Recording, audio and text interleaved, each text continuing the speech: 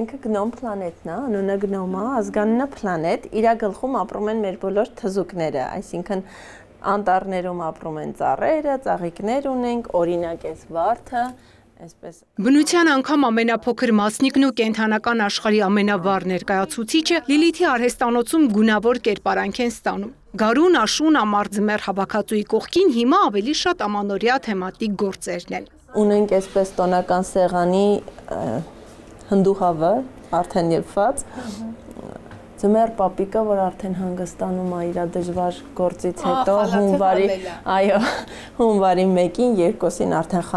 խալաթը հանել է, հանգստանում է։ Զույգ բալիկներին սպասելիս Լիլիթին ընդամենը մի քանի օր էր պետք հասկանալու, որ անգործությունն իրենը չէ։ Սկզբում հելունով նորածնի շորեր գործեց, հետո չհավանեց ու խաղալիքներին անցավ։ Ընտանիքում ոչ միայն ոգևորեցին, այլև բիզնես առաջարկ ստացավ ամուսնու եղբորից։ Ինքը գործի, նա վաճառի։ Ասացի, ոյ, ինչ լավ կլինի, ասում եմ, բայց ես դրա հետ կապ չունեմ, էլի վաճառքների, ինչ կասես կգործեմ, ուղղակի կտամ։ Ասես չէ, տենց ուղղակի չեմ վերցնի, պետք է ես էլ եմ փող աշխատում, դու էլ ես աշխատելու։ Հետո գործերը տեղափոխեց սոցիալական հարթակներ ու օր-օրի աճող պահանջարկի ֆոնին խաղալիքների տեսականին ավելացրեց։ Թիմ ձևավորեց, ոչ սահմանեց ու գործի անցան։ Սաս կեսուրս է գործել, այս փոքրիկին, իմ ամենալավ գործողներից մեկն է ինքը։ Այսպես տարբեր բաներ ունենք փուչիկից պատրաստվող արջեր,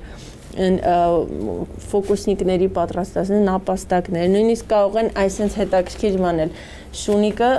երեխաներն իրանք հավաքեն։ Ստանում են ու տարբեր կերպար։ Այո,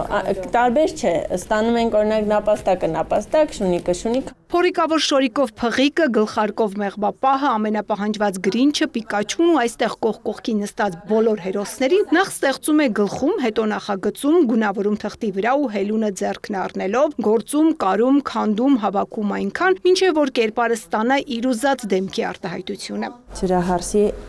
մազակալը, տոպը ու պոչը դուրս է գալիս, հետո